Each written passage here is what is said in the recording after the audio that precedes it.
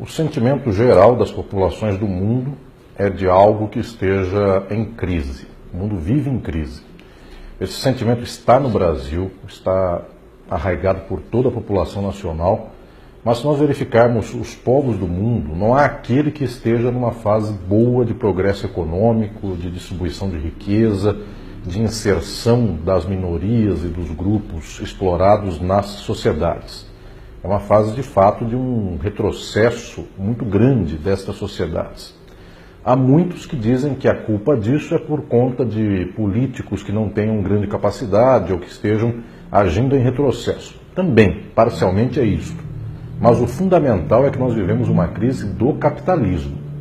Quando nós observamos o que se passa no Brasil, quando nós observamos o Trump nos Estados Unidos, nós vemos que o capitalismo mundial vem, pelo menos em algumas décadas, sofrendo um grave problema, que é justamente o fato de que não consegue mais dar conta da sua reprodução. Portanto, as empresas, o lucro que elas tinham, as grandes multinacionais, aquelas grandes corporações que dominam o mundo, e elas não são muitas corporações, elas estão na conta de 500 empresas que dominam o mundo. Estas empresas, elas têm, pelo menos há 30, 40 anos, um modelo de negócios, um modelo de acumulação de dinheiro que tendencialmente é péssimo para a própria estrutura das sociedades. Isto nós chamamos no dia a dia de neoliberalismo. Então as empresas fazem o que querem, elas pagam salários baixos aos seus empregados. Por causa disso, uma grande massa da população não tem como consumir, ou pelo menos não tem uma capacidade de consumo tão alta como poderia ter com um salário elevado. Por conta disso, o neoliberalismo tem sempre um grave problema, e esse problema está no fato de que, ao apertar, ao fazer arroxo salarial, ao acabar com as condições sociais da população, nós não temos um mercado mundial suficiente para o seu desenvolvimento. Esta tragédia do capitalismo, deste modelo capitalista, vem pelo menos desde a década de 1970. Os seus resultados se veem no mundo inteiro, são crises por todos os países. É que por muito tempo estas crises foram pagas, essas crises estouraram em países periféricos da economia mundial. Brasil, América Latina, Ásia, África, mas desde o final da década de 1980 já vem sendo pagos pela periferia da Europa. Então os países do leste europeu, a própria União Soviética, quando quebrou, estava pagando a conta de um sistema capitalista mundial, e então, já nos anos 2000, essa crise chegou no capitalismo central.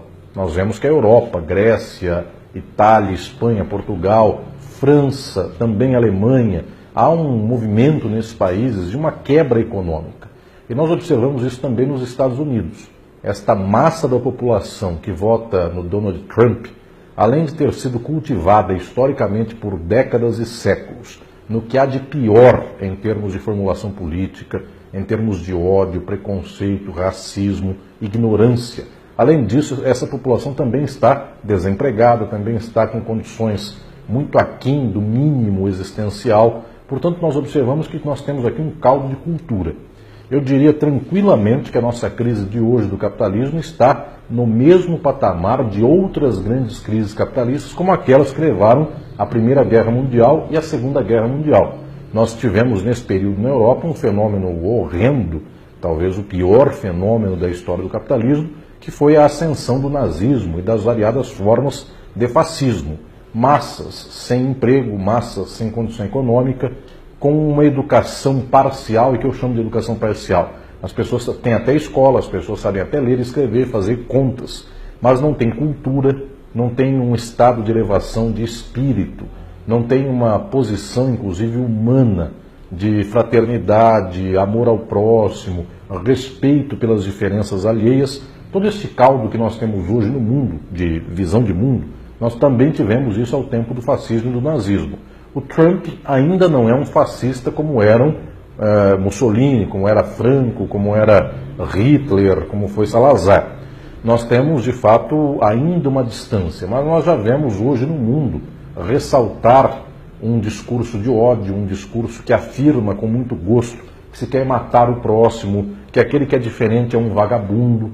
Nós observamos, inclusive, a tendência das pessoas a chamar isto por doença. Então as pessoas dizem: quem é de esquerda é doente, este termo infame que muitos usam, que é esquerdopata. Patos, em grego, quer dizer doença. Então, quem luta pela transformação da sociedade, quem luta para dar pão para quem tem fome, é chamado de doente. Porque o certo, o normal para essas pessoas seria de fato que o pobre morresse de fome. Então nós observamos aqui a grave distorção, inclusive de horizontes, que nós temos nesse mundo. Agora, isto vem sendo fomentado há muito e muito e muito. Meios de comunicação de massa, escolas que ensinam inclusive o abecedário, mas não formam seres humanos melhores. Inclusive, quando querem formar, aí vem gente que vai brigar com a escola, porque a escola está inclusive ensinando a democracia, a respeitar o outro, a ter uma certa possibilidade de olhar para o diferente com respeito. E tudo isso muitos, inclusive, abominam na própria sociedade. Eu diria, então, que nós vivemos um quadro no qual nós fomos cultivados historicamente para esse ódio. Esse cultivo do ódio, às vezes, é mantido num patamar médio. Mas quando, junto ao encontro deste movimento de ódio, vem também uma grave crise econômica e as pessoas ficam desempregadas e são incultas e não sabem explicar como funciona o mundo, aí então nós temos esta explosão, como acontece na realidade atual, na qual as pessoas estão desamparadas, na qual de fato elas têm uma vida péssima. Quando tem emprego, o emprego é muito ruim, o emprego não dá uma dimensão de dignidade para essa pessoa, não dá um horizonte pelo qual ela diga que aquilo é um sentido para a sua vida, ela tem raiva do que faz, aquilo não tem horizonte, não permite inclusive pagar suas contas e poder ter o mínimo de cultura, o mínimo de vida com uma qualidade existencial, nada disso acontece. E além disto, dos que têm um emprego e o emprego é péssimo, há uma multidão que nem emprego tem. Resultado, quando isto se junta, quando se dá esta forma de depressão das condições de um ser humano e das condições de vida na sociedade, e isto está muito ligado também com uma incompreensão sobre o mundo, nós temos o quadro que nós verificamos hoje na realidade. Como as pessoas explicam esta situação? Elas descarregam o seu ódio naquilo que os meios de comunicação de massa dizem que são os responsáveis por este estado de coisas. E, em geral, não é nem a classe política toda, são certos setores da política, quase sempre, aqueles que são odiados pelos donos dos meios de comunicação de massa. Portanto, nós temos uma manipulação total da população. Gente que nunca viu um ser humano na frente, um determinado ser humano, mas que o vê todo dia pela televisão, o vê pelo Facebook, o vê pelo WhatsApp e tantas outras formas de comunicação, essa pessoa já tem um ódio mortal daquele que ele nunca viu pela frente.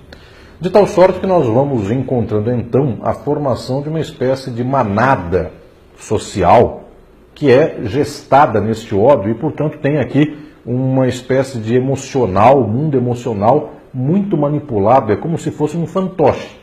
E nós observamos esta mesma massa horrenda que odeia determinados setores da sociedade do Brasil, que tem, portanto, aqui a bilis falando mais forte na sua vida, ao mesmo tempo essa mesma manada nunca foi para a cidade de Chapecó, mas sabendo que houve um trágico acidente aéreo com a equipe de futebol de Chapecó, todos os brasileiros são em favor de Chapecó. Ou seja, os brasileiros e qualquer população do mundo são manipulados para fazer amor, ódio, luto, matar, das mais variadas formas, e todos vão entrando neste grande caminho pelo qual a diferença entre matar alguém e estar em luto por conta de Chapecó é mínima.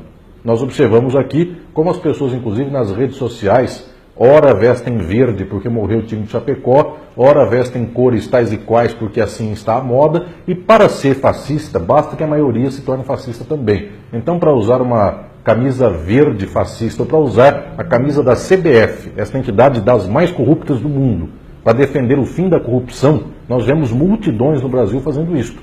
Inclusive, uma camisa do Brasil, que para os termos do orgulho futebolístico nacional, acabou de perder faz algum tempo, 2 anos, de 7-1 para a Alemanha. E mesmo assim, com este orgulho ferido, as pessoas pleiteiam o fim da corrupção com a entidade mais corrupta estampada no seu peito. Resultado, nós temos hoje no mundo massas que são muito informadas. Só que a informação que essas massas têm é a mais rasa possível. As pessoas sabem um pouquinho de muita coisa. Não é como no passado que a pessoa tinha um certo desconhecimento ou uma certa ignorância da maioria dos assuntos e conhecia alguns que eram aqueles muito próprios da sua vida. Hoje há uma certa ignorância geral com uma pontinha de conhecimento de muita coisa. Então, se alguém não sabe cozinhar, abre a internet, tem um vídeo explicando como cozinha. Se alguém não sabe sobre política, também tem alguém na internet num vídeo de 2 minutos xingando alguém. E isto para ele é a política, é a explicação da política.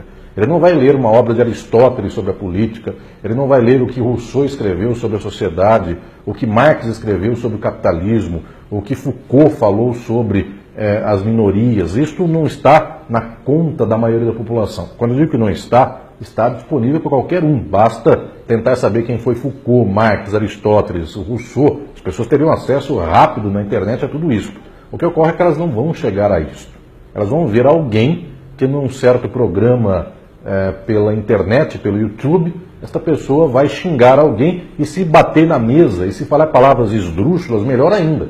Então as pessoas vão ter certeza de que alguém é do mal, alguém é do bem. E observemos nós, voltou esta indigente compreensão de mundo, que já tinha sido afastada faz muito tempo, mas voltou no senso comum das pessoas esta ideia de dividir os seres humanos, a sociedade, ou então os grupos sociais, entre pessoas do bem e pessoas do mal. Isso é de um moralismo tacanho, ridículo, é uma forma de compreensão esdrúxula, mas tudo isso voltou.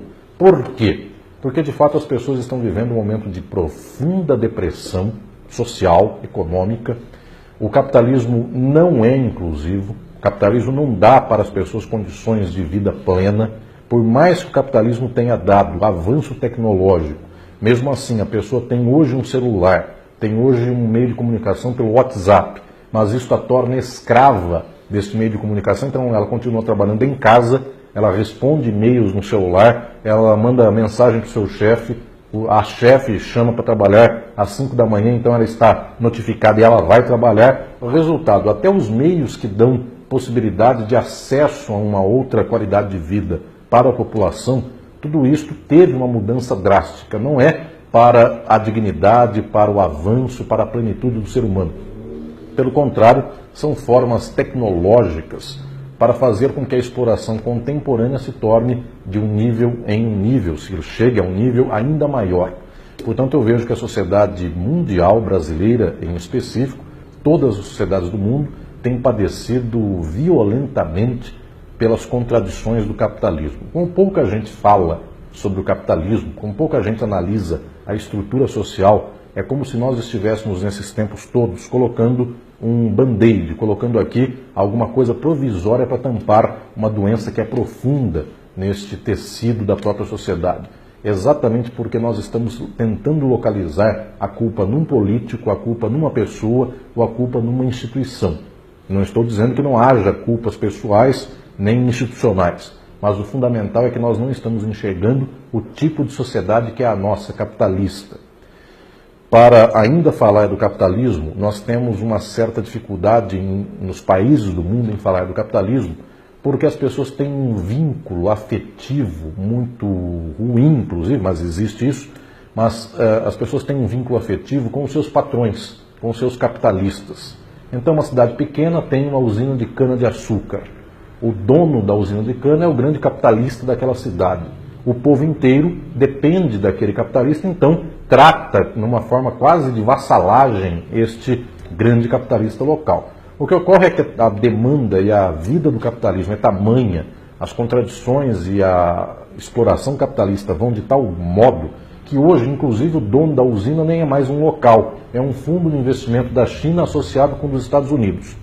Portanto, chega um momento, inclusive, que nem o respeito ao capital nós temos. O que faz, então, a população se manter nesses limites arraigados do capital? É que o capital não é por conta do respeito ao seu patrão, nem por conta de que o seu dono da empresa onde trabalha foi padrinho do seu filho e batizou a sua filha. Não é mais isso. O que ocorre é que as pessoas são bombardeadas todo dia para consumir, para ter. E por causa disso, elas se põem numa lógica do capital de tentar acumular, de tentar trabalhar, de tentar ter dinheiro e tentar pisar em cima dos outros, ao invés de dizer que este sistema todo é errado. A pessoa quer ganhar o seu dentro desse sistema. Soma-se mais uma coisa a esse quadro geral. Qual é isso?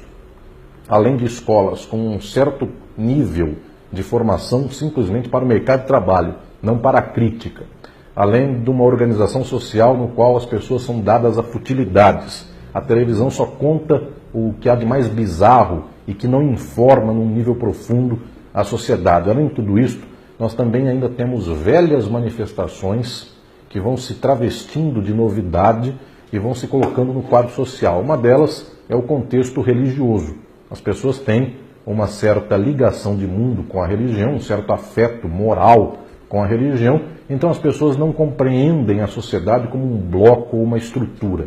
Elas creem que sua possibilidade de sucesso ou seu fracasso, tudo isso advém de uma culpa, tudo isso advém de uma escolha de Deus. Então, ao invés de se politizar, ao invés de se juntar para transformar a sociedade, as pessoas, via de regra, rezam. E por causa disso, a doença não é culpa da falta de remédio, não é culpa da tecnologia médica que está ruim, nada disso. A falta de condições de saúde é Deus que está castigando porque alguém fez tal coisa e por causa disso a doença chegou. Resultado, quando se soma o moralismo religioso, quando se põe a isto um nível de cultura muito especificamente técnico, sem visão crítica, e quando se põe uma vasta exploração social, nós estamos como estamos. O capitalismo, mais uma vez, não é a primeira vez, o capitalismo sempre faz isso, mais uma vez o capitalismo está nas portas do fascismo.